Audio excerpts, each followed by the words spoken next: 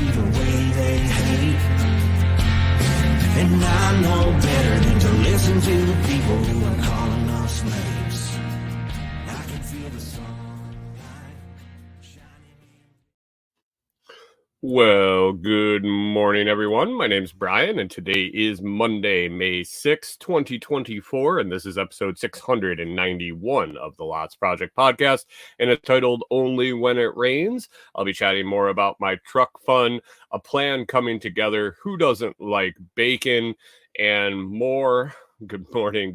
Let's check in with the live chat, see who's hanging out in the coffee crew, grab a cup, and hang out for about an hour. Good morning. How is everybody doing? Hope everybody has a wonderful weekend. Pickle Pete in first. First at 6 is definitely an accomplishment. Rewilder, good morning. Jen G hanging out. Hunter over on Twitch. And Rewilder Life's allergies caught up to her. Uh-oh. It was rough for me this year. I'm not gonna lie. I thought I thought there was something wrong with me for sure. But eventually I ended up pulling open a weather app, and it was like blazing warning signs with red writing and all sorts of shit that said allergy and pollen levels are like a 17 out of 12.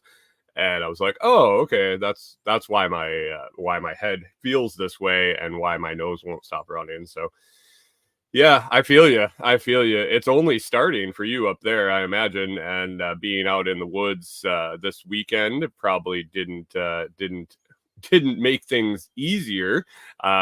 Nice, but not easier.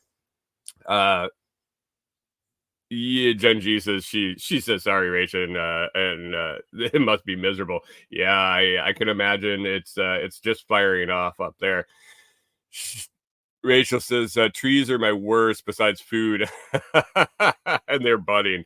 Yeah, the budding trees. That's what was doing it down here when they all popped, and then the all the bushes right after. So it was like a stacked on top of each other.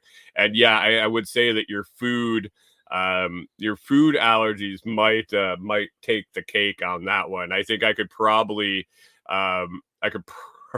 deal with the tree pollen as long as I'm alive. So please stay upright. You got the excavator coming today. Oh no. Oh boy. That's fantastic. You're gonna, are you putting a basement in, or are you just doing a flat pad on that? Because that's something that I have on my list today to talk about. Morning, Pip. How we doing? Half awake. That's okay. That's about par for this show. And I'm glad you joined in. So what's in the cup today? What do we got drinking today? I've been enjoying a bag of light Ethiopian all weekend, and it's been fantastic. And it is again today, light Ethiopian from Food Forest Farms in the cup today, in the cup all weekend, and probably today, tomorrow. I'm guessing maybe a few more days, but it's going to be fantastic. I really enjoy brewing this one. The smell while I'm grinding it, the aroma when I first hit that water to it, and then sitting here sipping on it, talking to you guys is fantastic too. So I hope you have tried Food Forest Farms coffee. If you haven't, I believe Brian still has a pretty cool thing going on over at Food Forest Farms. He is a semi-professional rockhound and polisher. And what is the name of that? Lapradus? I don't even know. I can't believe I even tried that. But he polishes rocks. He finds rocks. He finds crystals and everything out there on the Pacific coast. And he found this really cool crystal, and he's trying to give it away. Lapidary. That's the practice. What are you, though? A lapidist? Is it lapidist? Or are you a lapidary? Whatever it is, he found a really cool crystal, and you can see it on his Facebook page, the Food Forest Farms Facebook page.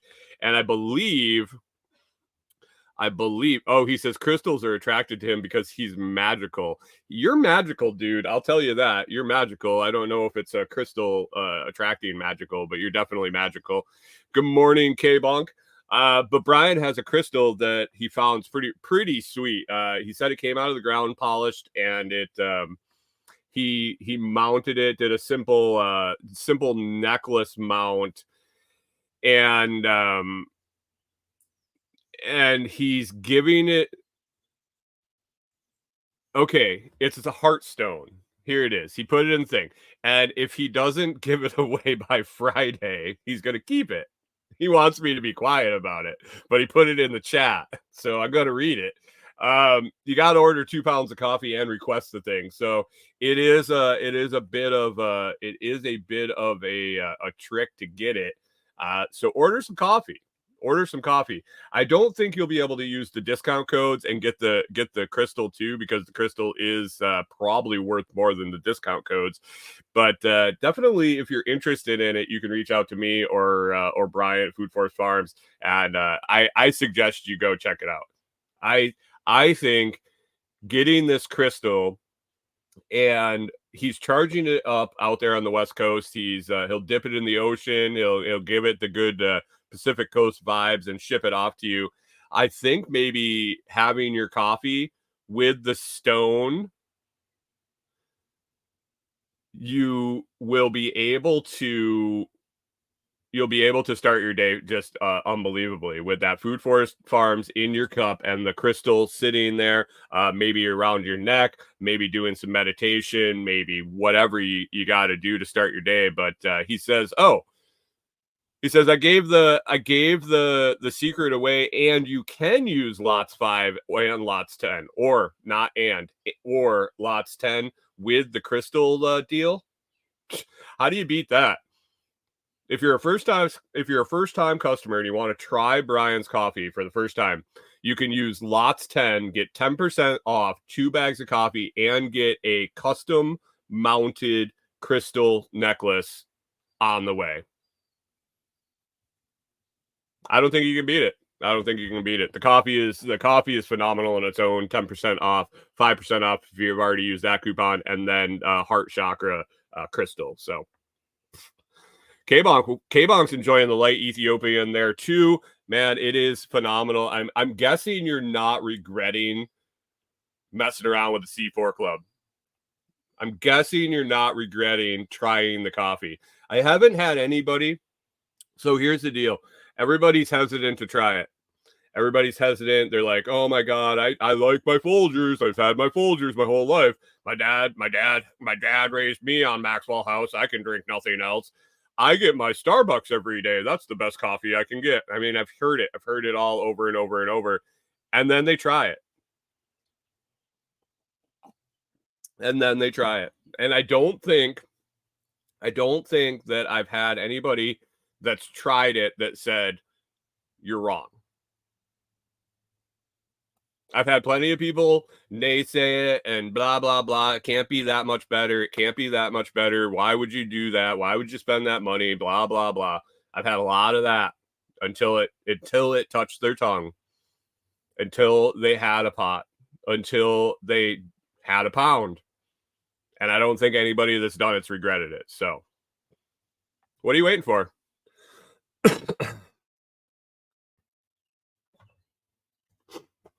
Pip's got a skip. Oh, I thought you had a skirt. Pip made a skip. K-Bonk says it's better, hands down. K-Bonk is a good standard of appraisal too, I would say. Jen G, there she is. Jen, head over to at the end of the show. Brian's got a show right after, but man, you could probably do it right through Telegram, or go to foodforestfarms.com. foodforestfarms.com with the S. foodforestfarms.com to get your coffee. And Rewilder Life says it's not that much. Honestly, C4 is a good deal. It is. It really is. It is. Anyway, let's move on. Thanks, Jen. Brian will be super happy to get some coffee into some new lips and spread the love with the heart chakra crystal. So it's fantastic. It's fantastic. What do we got on the list today? Oh, Friday. Things kind of went sideways for me. Hunter says my taste buds are shot from like spicy food, from eating shit, from like smoking maybe. I don't know. I kind of had a lifelong addiction to cigarettes for 30 years, 20 years. I don't know how long it was. Drank shitty coffee, ate spicy foods, and I can tell the difference. So I don't know. You know what I can tell the difference is when I'm not burping up acid after a cup of coffee. That's one difference. But anyway, Friday kind of went sideways, did the show, and then and then I had groceries. I had groceries to go get. I had laundry to do. I had to go to town. I had to stop and get dog food and some other stuff. And I go out and I get in the truck, and off and on, and I've mentioned it a bunch of times probably before on the show. My truck has issues. like me, it has issues for sure. But they're kind of ghost issues. They come and they go. Electrical, it's old. It's I'm sure it's a short somewhere. It is what it is. My truck was made in 2011, and it's been ridden hard. It really has. It's been taken care of for the most part. When we got it, it had been a supervisor's truck as far as I could tell, but a work vehicle. The maintenance records were there, and it's gotten us around the country. I can't be upset with the truck. We've done a lot to it. We've pushed it pretty hard. We've been stuck some places where we've probably goosed it a little harder than it should have. But she has some issues. She's kind of temperamental. I guess his name's Clifford for the big red truck, just like the big red dog. We actually have a Clifford beanie baby on the dash. But Clifford has some issues, and they've been getting more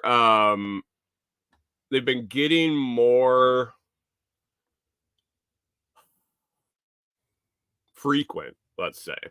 And it might not be because they're getting more frequent. Rewilder Life says, how old is Clifford? He's a 2011 F-250 Super Duty with a 6.2 liter V8, the Boss engine. She's a tank. Jen G says, good question. I don't really have a favorite flavor. Pickle Pete's trying to dial in her flavor profile for her coffee. Yes, you do get personalized flavor profile analysis with Brian. Hey, Jen, where did you grow up? Where did you grow up drinking coffee? Where did you have your first coffee? Where have you enjoyed it? What part of the country? That's my favorite trick that he pulls. He'll just ask you where you're from, where you grew up, and he'll send you coffee, and you're like, holy shit. The man knows his beans for sure. But Clifford, yeah, so Clifford's like 13 now ish, 13, 14, going on 14, going on 80, 14 going on 80, just like most teenagers. But anyway, the majority of my issues now, she rattles, she's loose, she's got some rust, she's got all sorts of fun stuff going on, but she runs really well, except when it rains. Only when it rains do I have problems with it running. And Friday it was raining significantly. Rewilder Life says, no, it's not a diesel. It's gas. We went with gas just for the mere fact that when we were looking for trucks it was like $1,000 minimum to get it up on the lift for a diesel of the size we were going to get and the body style we wanted. And then also trying to find a diesel mechanic on the road in a short time if we were traveling. It's hard enough to find a diesel mechanic that's worth a shit. Get on their lift is the second problem, and doing it in a timely manner. And if we were traveling, trying to get in with a diesel mechanic would have been a nightmare. So we went with the gas. It's more likely we're going to find somebody that can fix it if something happens. Well, when it rains significantly, so it doesn't necessarily have to currently be raining, but if it rains significantly or it's currently raining any amount, light mist doesn't happen. It's hit or miss depending on how hard it's raining. But I get a misfire on the engine. And it's really scary because you're like, oh my God, what's going on? What's going on? What's going on? K-Bong says it's paid for, right? Yeah. Oh yeah, it's paid for. It's paid for sure. It's got a misfire when it's raining. And so I'm 99.99% sure it's a short somewhere that's getting wet. When it stops raining, it doesn't happen. When I have several code scanners and diagnostic tools here. I've gotten them from companies wanting me to do reviews for them, which is fantastic. Rachel says it's an 80-year-old man. Yeah, it gets cranky and its joints hurt when it rains. So every single time it's wet and it throws a code, whether it's a flashing check engine, a residual check engine, whatever it is, it's cylinder 4. It's the same cylinder misfires. Well, that cylinder, after poking around on Monday, sits back kind of under the windshield. Like the windshield comes down and then comes out, when you open the hood. It sits like right here. So I inspected it. Everything is dusty dry in there. And so I did some troubleshooting with Pip and the internets and the internets. And it looks like I probably got a short somewhere. I mean, obviously it comes and it goes. And literally if it poured rain, like last night it poured rain, if I went out to try to start it right now, it would probably have a skip on cylinder 4. And if I took it and I drove it down the road at like 40 miles an hour, it dries out. It literally will dry out while I'm driving and start working again. And the code will clear. The check engine light will clear. It will run perfectly until it rains.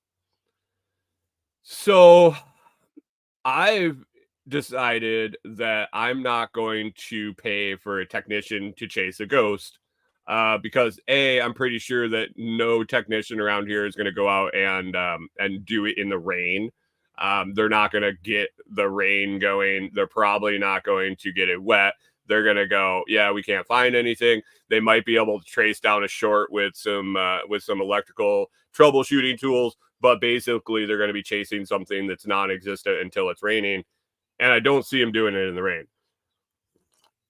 So with Pip and I troubleshooting, at some point, I will get out there and put a hose on the roof of the truck, turn it on, simulate rain, and watch for a drip. That's probably about it.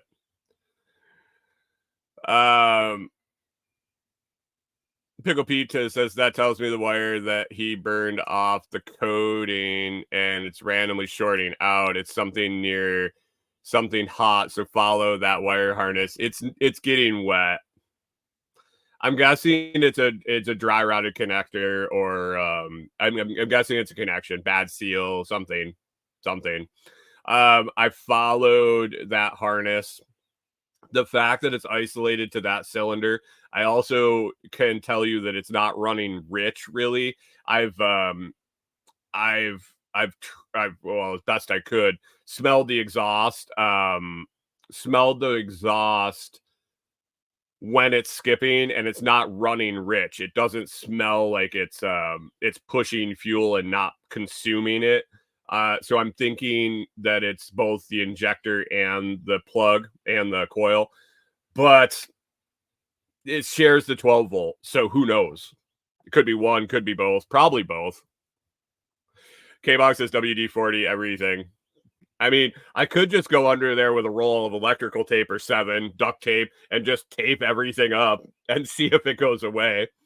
But yeah, it's just going to be an ongoing thing. And as of right now, I can only drive when it's not raining or in between rains. And if it's lightly raining and I'm already moving, it sheds the water enough.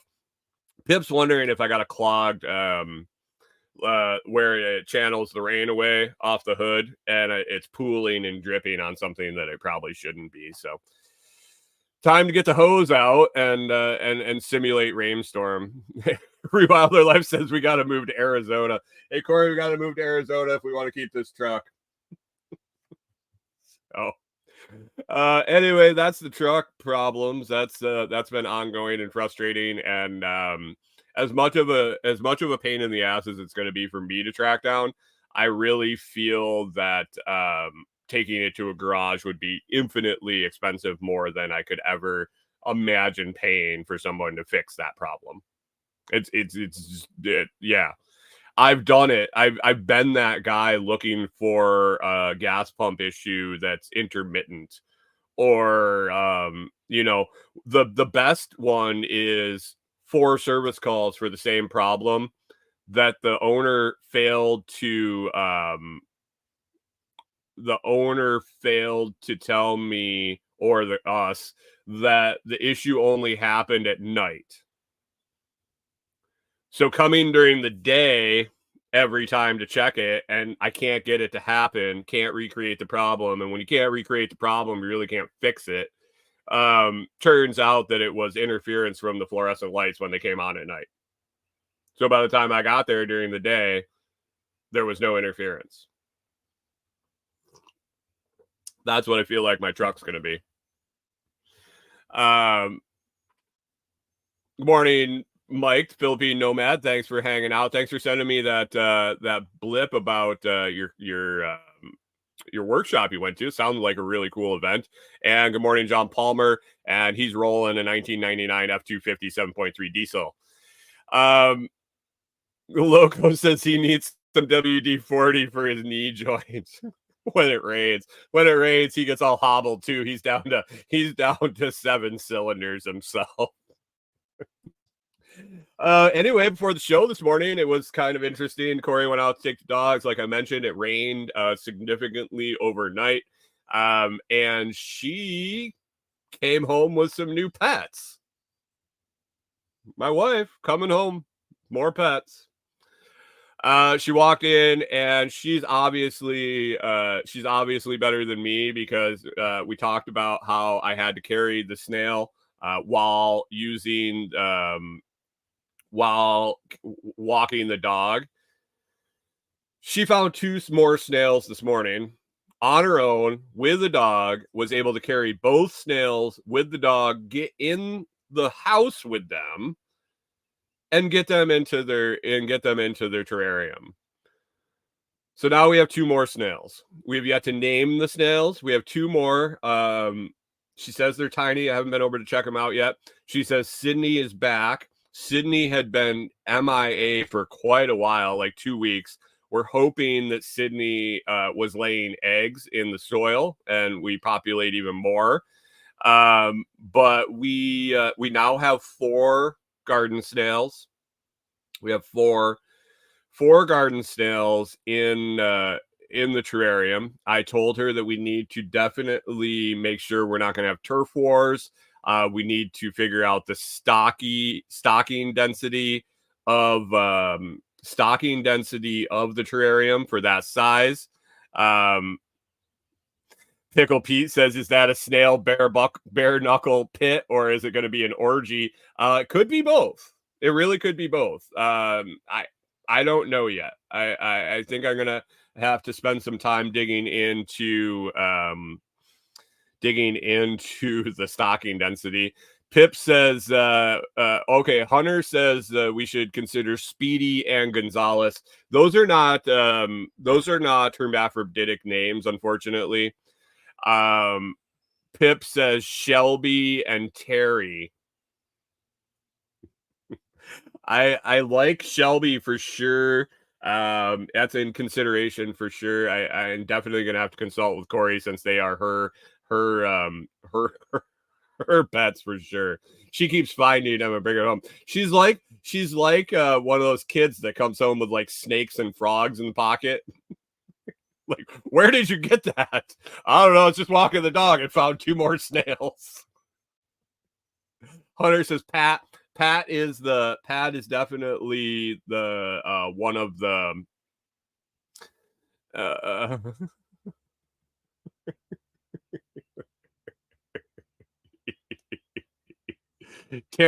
what's that? Corey says she's already been contemplating on names. She's probably got a list back there she's been working on all morning. You were thinking Stacy and Shannon.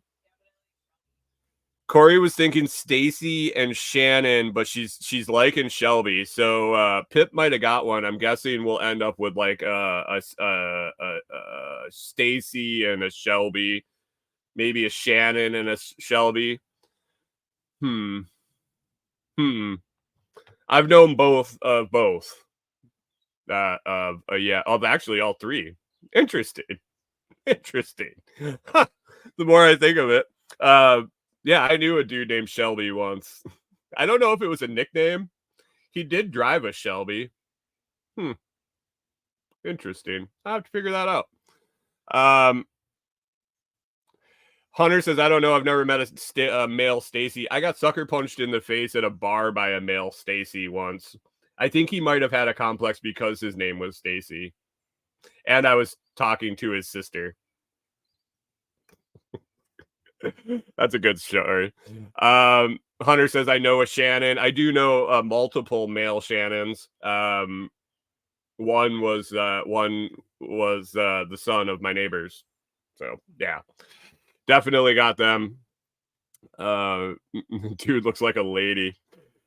I was just talking to her. I actually knew her very well, and it was weird. And here's the weird part, the why I wasn't expecting it. And he took me right off my stool, and I ended up not the loser of that altercation. But I knew his sister. His sister was like 10 years older than him and like 20 years older than me.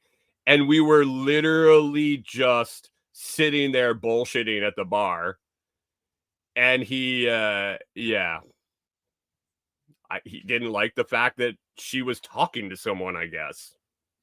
He was an asshole from way back. I got my revenge on him when we were at a local ballet a couple months later, and he was dating one of the ballet dancers, and they went outside and they were standing out in the front on the sidewalk in front of the place, and they were kind of arguing, and he smacked her. And me and 4 other guys were about ready to come out the front door and show them what happens when people touch other people, especially ones that are weaker and more feminine than them. And instead of us having to do that, the police officer that happened to be standing about a block down came over and threw him up against a car and took him to jail for a little while for assault. Whoopsie. Whoopsie. Oh, Pickle B says fur flies at the local ballet. I could see the local headlines.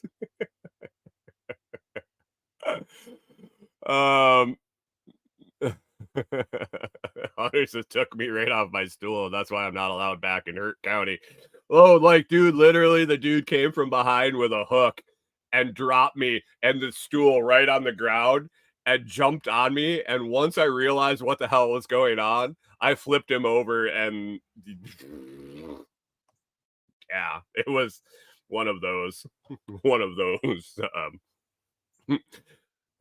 Don't get anywhere near you. You might get hit with a fist that's just kind of randomly flying everywhere. Those are back in the old days. God, that must have been 20, over 20 years ago. Jeez. It's been a while. It's been a while. John Palmer's thinking Christian would be a good name. We're kind of sticking with the S theme until we run out. Wait, what? How many are you going to get?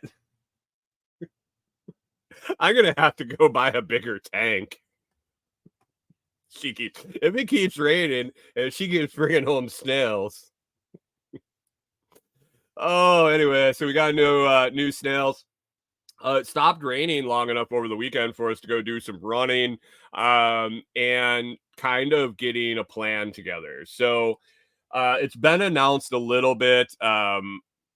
Hunter asked, what about slugs? So we found a slug. Corey found a slug. I don't find shit. I don't know how she sees this stuff, but I don't find nothing. She found a damn baby turtle the other day at property. Rewilder Life says, are we painting the shells to keep track? You can tell the difference. They're different colors. They're different colors and different patterns. They're all unique. It's weird. I can tell the difference. Maybe not the new ones she got because I haven't seen them yet, but definitely Sydney and Sammy, I can tell the difference. One's got a dark shell. One's got like stripes. I don't know. But we did see some slugs, and we were wondering if they get along. And it sounds like the snails don't like the slug slime. The snails don't like the snail trails and the slug trails don't mix. They don't like them. So I don't know if they box them in, like where they won't cross it, or how that goes. But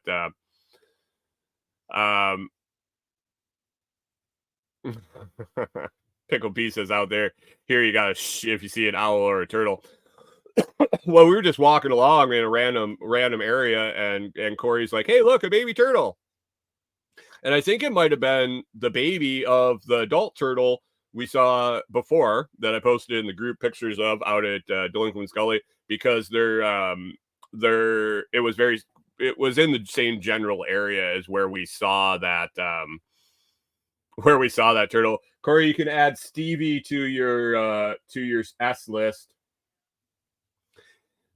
And so we have announced it a little bit here and there. I've mentioned it on this show, but we're pretty much in the final stages of finalizing a plan to move out to Delinquent Scully, to put up a structure, to put up a cabin, a home base is probably a better term, and sit down for a little bit, develop that property, and do that. So we're kind of putting a plan together, so that when we finalize things and we can just go and we can do it, it's going to be interesting because it's going to be all carried in. It's all going to be carried in by hand, all the materials. It's going to be interesting.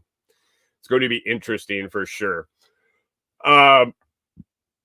Pickle P says cats out of the box. Yeah, Tim and I have been kind of talking about it on different videos, and we've both been mentioning it here and there because it's exciting. Corey and I are super excited for the project. Tim and Becky are super excited for the project.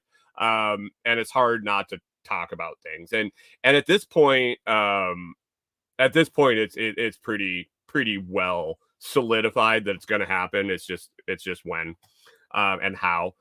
But we're definitely going to be carrying everything in. So it's taking some interesting planning. It'll take some planning to make sure everything. It's not like we're going to carry in things like a 25-foot beam or something like that. John Palmer says, then you can have a 50-gallon snail home. 50 gallons. We literally, once we got the first one, we're like, wait, people raise these for animal food? for like reptile food, and they raise them and breed them. Yeah, that's a win. Add that to the revenue streams. Fuck yeah, I'll raise snails. They're the easiest thing I've ever had. You throw some frozen peas and carrots in the thing, and they come out and they eat them, and they're happy. How hard is that? But yeah, so we're gonna carry everything in. We're going back and forth. I'm not like gonna carry in enough concrete to or cement to I'm not gonna bring up there. We're not gonna pour a foundation. We're not gonna do this and that. And so I've been contemplating building techniques and structure techniques. And my friends Norman and Herschel just put up a huge pole barn. I watched it while I was helping them do their redo their roof. They put this pole barn up. The company that did it came out. But as they were doing it, and as Norman had worked on his rehabbing his shed, he kind of contemplated, is like, what about a pole barn? We were talking more about the cabins for Delinquent Scully, like the one that Tim has there, and the ones that we're going to put on different spots. And he's like, it's a lot less material. It's a lot less material. And so we've been going back and forth of this pole barn idea, kind of like the barn dominium that people put up, but basically using metal siding, metal roofing, and pole barn structure to build the shell and then finish it however we want on the inside. And the cost and the material amount just in the outside covering is something that was like, I can't ignore this. When you're talking about putting metal siding on and it being done, there's a local distributor of it's metal roofing, and you could use it for siding. It's like a 30-year guarantee as far as maintenance free. Paint, color, bless you, dear. Paint, color, and all that. So there's no OSB on the wall, and then weather wrap, and then siding, and then painting, or whatever you want to put up. And going with the pole barn structure, just using pole supports and purlins, and then mounting the metal siding to it, it speeds things up, and it drops the material amount that we're going to have to carry up this hill. And once we get out there and get some video of where we're putting this cabin, and you will understand the significance of every one less piece of lumber or every one less foot of material up the hill. It'll be interesting. It will be exhausting. It will be a workout. Pickle P says spray foam the interior for insulation. If I could get someone to come in and do it, that's willing to haul their shit all the way up that hill. There's no vehicle access at all. And to do individual kits and DIY it ain't gonna happen. Not that much. Not that big. We are in definitely an advantageous zone as far as how much insulation. It's really an interesting dynamic after doing all the work on our farmhouse in Minnesota and understanding how much insulation we needed there compared to how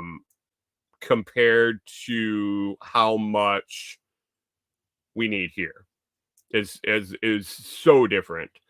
And then the barn people actually have a reflective bubble insulation that goes with the construction that really it gets you a jump start. So I'm guessing we'll end up with fiberglass bat. I'm guessing. I don't know how to spray foam insulation, and I don't know if I want to learn after I looked at the prices. But if I could find somebody that's reasonably priced, that's willing to haul all their shit up that hill and do it, I would be open to it. I'd be open to talking about it for sure. But at this point, just looking at it, I'm guessing by the time I get the structure up, I'll carry the fiberglass shit up the hill. It's not heavy. I'll have a cart. I'll have a transport mechanism. Hunter says I got a kid.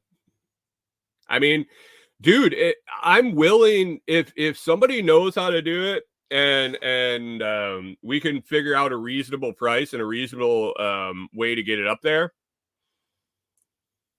We'll figure it out.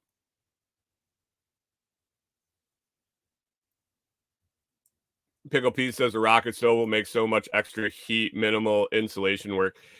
Yeah, I mean there's definitely been some design going into this for a long time as far as heating, cooling, electric, water. We're going to be completely off grid. Completely. We won't have any grid power. It won't even be an option. It would be if we wanted to spend the money to run it out there, but we don't. So we'll be grid free. Water will be collected at different places. We won't have. We probably won't even have a well. We won't have. We won't have. Yeah, we'll be isolated out there, which is exactly what we want. It's exactly really what we did in Texas for the whole winter when we stayed in Texas, except we had a water spigot up the hill instead of collecting it in various ways. But there is water on the property. There are several actually. Pickle Pete says a spring is better than a well. Yeah, and we have multiple spring seeps on the property. Multiple. It's just a matter of figuring out how to get it. Rewilder Life says we're not going to drill a well. No, we're not going to spend the money to drill a well when we have water seeps and springs right on the property. And we end up getting 60 inches of rain a year here. So it's definitely it's not. The water is less of a concern to me than the insulation. Actually, the water is not a concern to me at all. After being on the property for a year, doing things, water is not an issue. We can gather as much as we need. And it doesn't freeze up over the winter, and it never dried out over the drought of last summer. So I can't believe that we're ever going to be out of water. It'll just be a matter of how to get it to our actual pinpoint location. Pickle Pete says a 5,000 gallon tank and you'll never think of water again. Yeah, I mean we don't even have the spot picked out.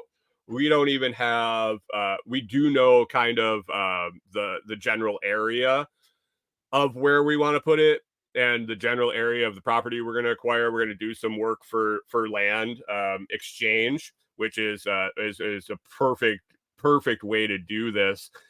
But we already have a food grade tote that's black impregnated plastic, so it's already opaque. And it's on the property. 250 gallon tote. It is what it is.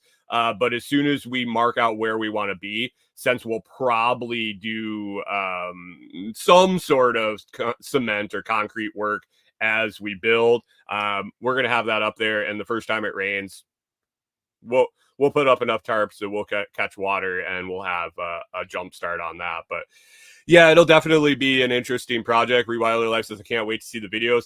And I'm toying with the fact, I'm toying with the idea of doing a complete new channel for that whole project. Since it is a kind of a standalone project and has multiple facets, it'll be our place. Basically, we will be property managers there for the rest of the property. And we have some really cool, exciting things that we're planning on doing there.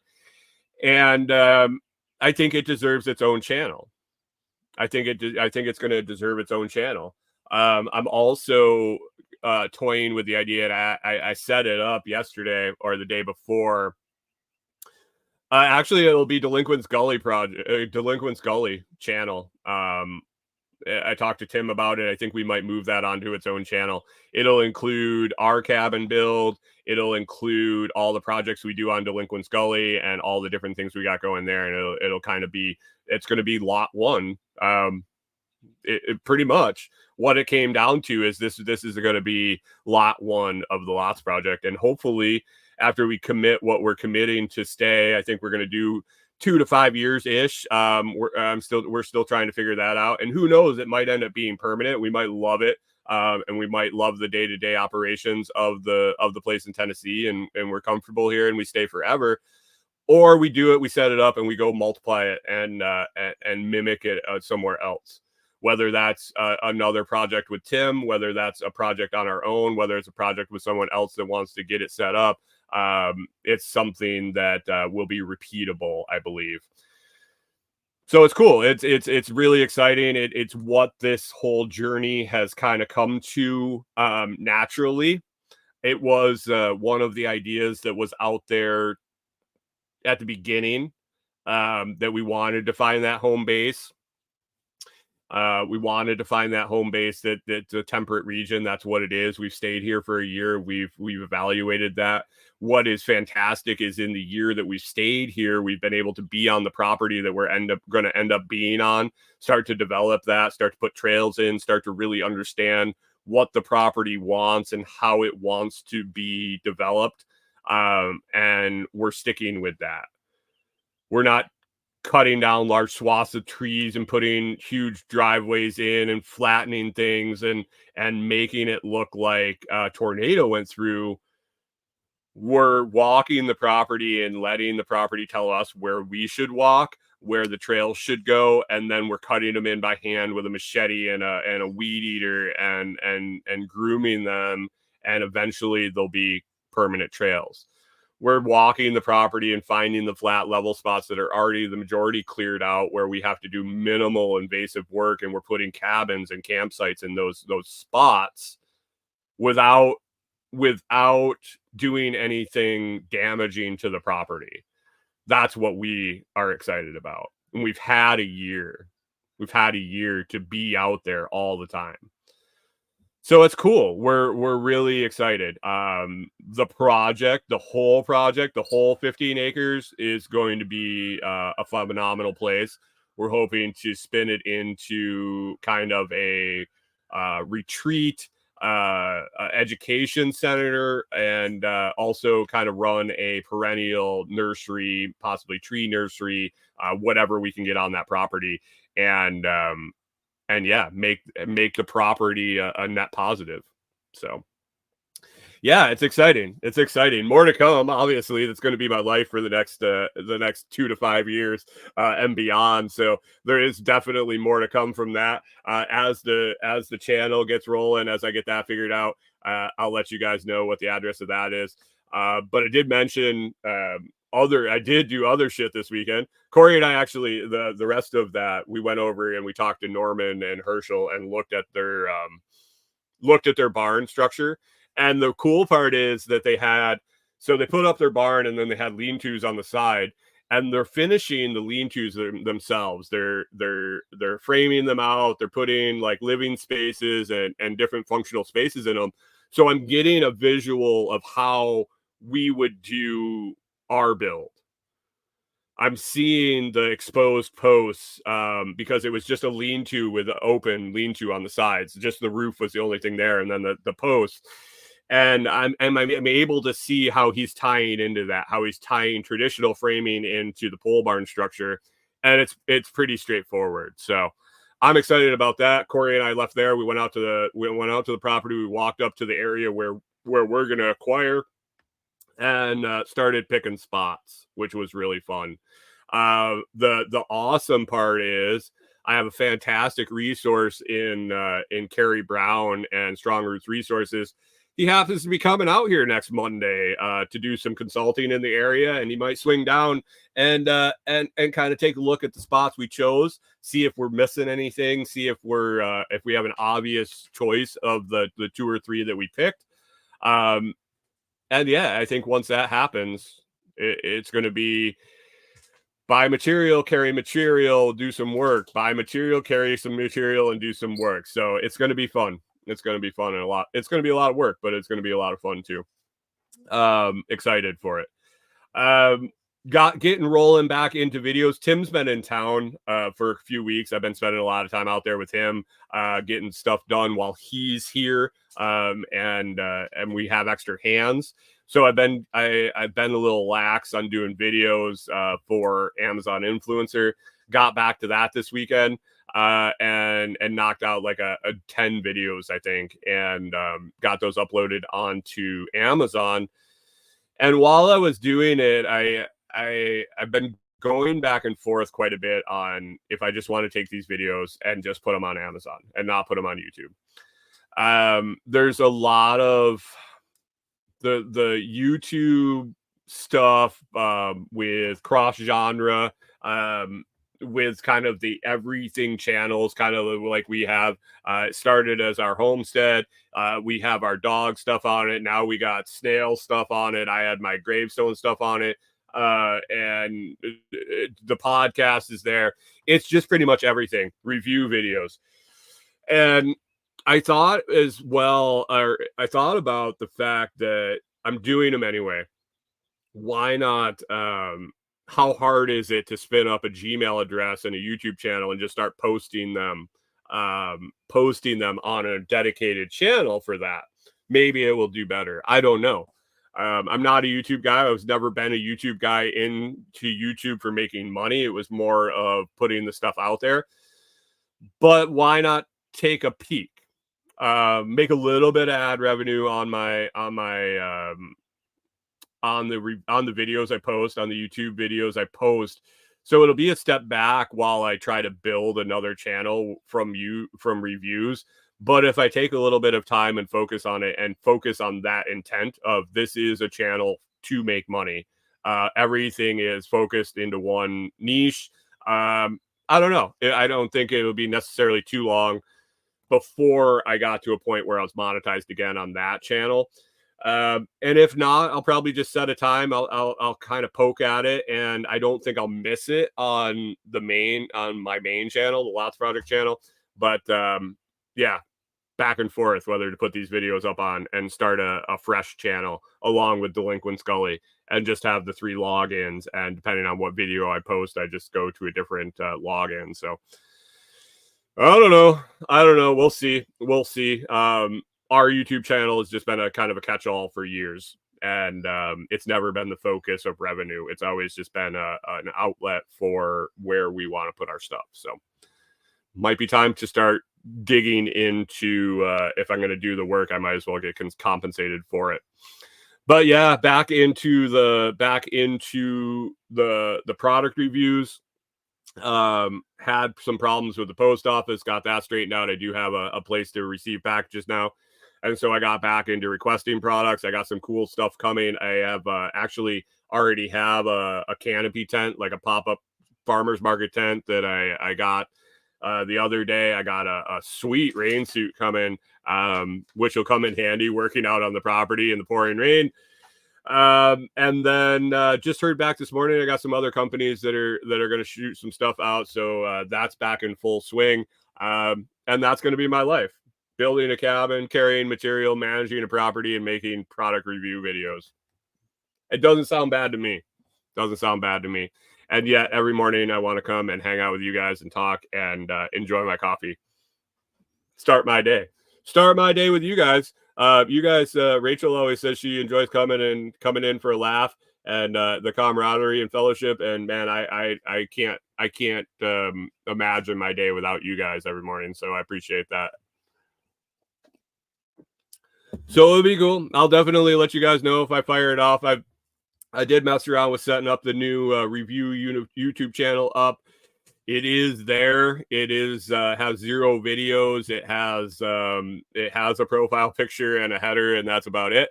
And just trying to figure out if I want to put the time into building that again. So we will see. Bacon. I tried to wait as long as I could. I told the Backwoods Butcher that he was going to get his vegan story out of me. He is pretty much obsessed with vegans at this point. And I think it might actually be an unhealthy obsession with vegans, but I have a vegan story. Oh man, I realized. Good morning, Glenn Young over on the vertical feed. Thanks for stopping in and dropping a comment. I appreciate that. Definitely hit subscribe to the channel and join us every morning 6 a.m. Central here on YouTube. But Kyle's strange obsession with vegans, and I guess it's he says it's a lot of an act for TikTok and for views and this and that. I don't know. He seems pretty obsessed with it. But I had a vegan story for him. I get products. Sometimes companies send me products that don't fit the bill, really. Sometimes I request products from companies and it's a general request and they send me whatever products they want. It's not necessarily something that I would have chosen to use. So a while back, I got a bunch of dog stuff. I got, and that was gonna be focused on TikTok. We were gonna really push the dog live stuff on TikTok, but TikTok got shut down for me and a lot of other people last week. So we're moving away from TikTok. But I had to do some videos for these products that the company sent. It was one company sent shampoo and a brush, fantastic products. I talked about them yesterday morning on my Amazon Live. Fantastic products. I had another dog company that sent me a treat pouch, which is great. This thing is phenomenal. We can't really use it because our dogs will completely slobber the thing. That's not a function of the treat pouch. That's a function of my dogs. It is a really cool treat pouch. It's big. It holds poop bags. It dispenses them out the side. It'll hold your phone and treats and whatever. Well, the company also sent me these calming chews. Now, first thing, I don't think my dogs need calming chews. At least 2 of the 3 don't need calming chews. They're like they sleep more than they're awake. They're not really high strung, except the one. The one we figured would benefit possibly from some calming chews. So I told them, I was like, yeah, I'll take the treat pouch and some calming chews. We'll see how they do. I figured if nothing else, they'll just sleep more. So they sent them out and I didn't do anything with them. And then the other night we had a thunderstorm. Well, the one that gets all antsy, the 2 St. Bernards, they could care less. They like snore through the whole thing. And when the thunder happens, they snore louder because it's calming chews. Sorry, Hunter, calming chews, like dog treats. Calming chews, treats, shoes. I got a missing tooth. I can't say my S's and my C's. So we had a thunderstorm and Clyde gets nervous with the thunder. The other 2 snore louder. Clyde gets very nervous. He needs to cuddle up with his brothers or mom or even me sometimes. And so, K-Bong's laugh and snore harder. You know what I'm talking about. You know when you're like laying next to somebody and they're snoring and you want them to stop and you like poke them or you're like making noise to try to wake them up and they kind of go and they grunt and then they just start snoring louder. Yeah, that's what they do when anybody tries to bother them, especially thunderstorms. Like a tornado could probably tear the camper and they'd just be like grunting and stuff. Clyde gets upset. So he gets upset the other day. Thunderstorm, thunder rumble, and he's just instantly, he shakes a little bit. You can tell he's nervous. And so I'm like, hey, Corey, let's give him the calming chews and see what happens. What a perfect way to test it. And so I open them up. I look at the serving instructions, and it's like, for dogs under 10 pounds, give them 1. For dogs 10 to 20 pounds, give them 2. And I'm like, oh my God, how many is he going to have to eat? He's 140 pounds and he's the smallest one, probably more like 150 now. And so I'm like, I look down to the bottom and it says, dogs over 90 pounds, give them 5. And I figure it out. I talked to Corey. She's like, I think they're going to have like 6 or 7. I don't know. Let's try 5 and see if it does anything. So I open it up. I smell them. I'm like, they smell all right. And I look at the flavor and it's vegan bacon flavor. And I'm not really sure what vegan bacon is. Is that like, it's not turkey bacon because that wouldn't be vegan. Soy bacon, maybe. But it says it's vegan bacon flavor. And I'm not really sure if that's an advertising gimmick or what the deal is. But I'm pretty sure there's no vegan dogs. First of all, there's no vegan fucking dogs. Second of all, I didn't know that vegan was a flavor. Third, I went to give the dog the thing and he spit it out. He hesitated. He sniffed it and sniffed it and sniffed it and he spit it out. And I'm like, what the fuck? Bacon? The dog spits it out? So I try to give one to Norman and he sniffs it and he's like looking at it and he sniffs it some more. I mean, these dogs will eat anything. My dogs will eat anything. Anything that you give them. They're really good. They really don't eat stuff up they're not supposed to. But if you present them with something, they'll eat it usually. Norman sniffs it and he looks at it and he basically blew it out of my hand. He just huffed and blew it off my hand. He didn't want it. He didn't want anything to do with it. Wouldn't even put it in his mouth. Clyde smelled it, was very hesitant, put it in his mouth and spit it out. Walter took it and went into the back room. And we're not sure if he ate it or spit it out and hid it back there. But he took off. And for this little bitty kibble thing, he took quite a while back there. So I'm imagining he was trying to figure out what it was, ended up spitting it out, hiding it, I'm guessing. Pickle P says CBD isn't by weight. What's in it? I don't know. I don't know. I was just gonna give it to him. I'll look out the label. Once they spit it out, I really didn't care. But yeah, vegan bacon flavor did not roll well with our boys. So if anybody's local to me, actually, I have somebody that I might give them to see if they'll work for them. But I have to reach out to the company and be like, yo, what's going on? My dog spit your treat out. Like, what dog spits out a treat? It's just vegan bacon. Vegan bacon. So I can't recommend them. I can't and this is the thing that I get in a pickle is like Pickle Pete. I have to reach out to the company now and say, hey, here's the deal. My dog spit out your treat.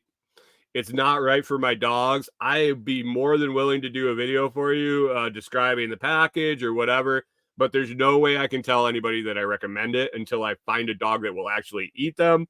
And I can't tell you the effects of them calming down when my dogs won't eat them. So do you want me to forego the video? Do you want me to give you a fair, honest review? I mean, and if they were like, go for it, I like try to give them the option. I try not to deceive people. I try not to give them a false impression of a product. And I would rather not say anything if I don't like it. If I pick it up and I'm like, I wouldn't ever buy this, I don't want to do a video about it. I mean, some of the things I get, I would never buy myself, but I see the functionality. I see the quality of the product. It might not be something that I would go out and purchase myself, but I could see why people would. So I'm willing to recommend that.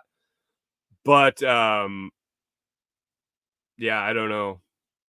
I don't know what, like, I don't want to trash on people. The whole point of me making videos is to sell products.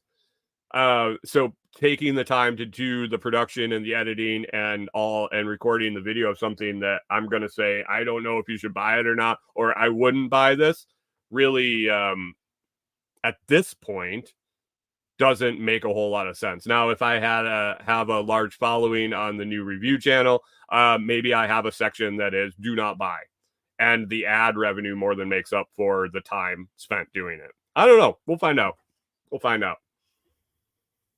I give them the option.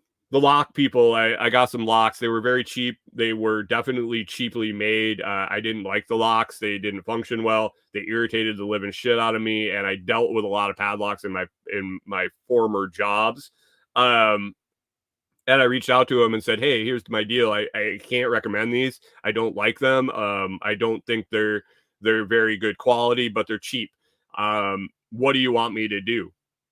Do you want me to do an honest review and opinion and put it out there?" And they're like, "Yeah, go for it. We don't care." Okie dokie. So I did. I told them in exchange for the product, I would give them an honest review, and that's what I did. But I always like to give them a choice before I blast them. I think it's just a nice thing to do, professional thing to do. Maybe they have answers to my issues. I don't know. I'd love to. It'll be an interesting conversation when I talk about them about the vegan bacon flavor. Like, how can you make it so dogs won't eat bacon? What did you do? What did you do? I'm almost half tempted to try one. I don't know. Guys, it's 6 after. Definitely head on over, talk to Pickle Pete. Hunter says sometimes crappy locks are hard to get through. They were infuriating because the locking mechanism wasn't quality enough to be smooth. The barrel would end up out of alignment, so the key wouldn't go all the way in, but the key not all the way in would also turn. So you could turn it and dick around with it forever, and it's not going to come open. And then you have to spin it back, take the key out, dick around with it, and then get the key all the way in. It was absolutely asinine. They said that the key barrel or the keyed barrel was purposely designed that way. And I said, that's the most insane thing I've ever seen. No thanks. And then the corners of the locks were super rigid and sharp. They weren't rounded or polished. And holding the lock, just picking it up and messing around with it for a few minutes, dicking around with it, I had like indents on my fingers from the corners of the lock. I was like, no. Maybe something to put it on a filing cabinet no one ever goes into just to deter it. But yeah, no, it was bad. It was bad news. Functionality, like I would never buy them. So there you go. They were cheap. Anyway, go hang out with Pickle Pete or Scramblin' or Sensei Scramblin' or the Food Forest Farms YouTube page over there and catch out Good Morning Seattle. I ran a little long today, so Pete got a little longer intro. Yeah, it's Monday, guys. It is what it is. I hope everybody kicks off their week fantastic. I appreciate you all listening. If you enjoyed the show, it's always free to hit that like, share, and subscribe. To return value for value, please consider joining the YouTube membership tiers or listening on any value for value platform like Podverse or Fountain.fm. Visit thelotsproject.com or comfreyroots.com to find more about me, recommended products, and all sorts of fun information. Comfreyroots.com will get your comfrey roots in the mail on the way to you and start growing that fantastic plant today. You won't be sorry. It's Monday. Hope you don't have a case of the Mondays. Somebody got a case of the Mondays? Get over it. Get out there. Get some shit done. Have an awesome day, and we will catch up with you tomorrow.